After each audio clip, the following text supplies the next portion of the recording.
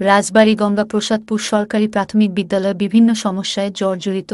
রাজবাড়ী প্রতিনিধি শিমুল পারভেজ টিটুল এর প্রতিবেদন। আমরা শিখি, আমরা শিখাই, শিক্ষা নিয়ে জীবন সাজাই। রাজবাড়ী গঙ্গাপ্রসাদপুর সরকারি প্রাথমিক বিদ্যালয় সুনামের সহিত ৩৪ বছর পূর্ণ হল। স্কুলের অনুমোদিত শিক্ষক ৬ জন, ছাত্রছাত্রীর সংখ্যা প্রায় ৪০২ জন।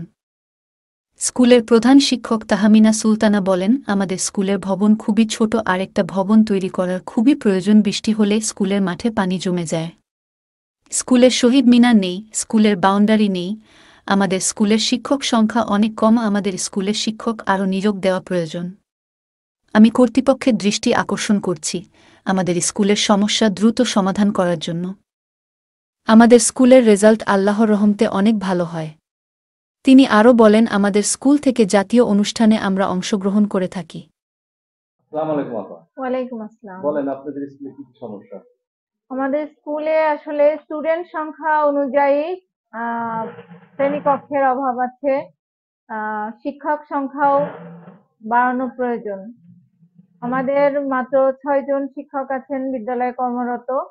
এই ৪০০+ স্টুডেন্টদের দেখভাল করা, ঠিক মতো পাঠদান করা আসলে কষ্টসাধ্য হয়ে যায়।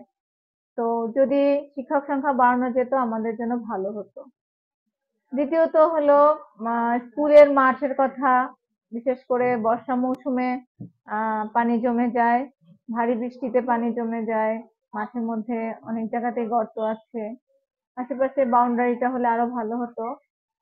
আমরা আমাদের নলেজে আছে যে সন্ধ্যার পরে স্কুলের মাঠে যারা নেশাদ্রব্য সেবন করে এরকম ছেলেপেলেদের আড্ডা হয়। তো বাউন্ডারি হলে, নৈশ প্রহরীর ব্যবস্থা হলে এই প্রবলেম গুলো হয়তো চলে যেত। আপনাকেও ধন্যবাদ।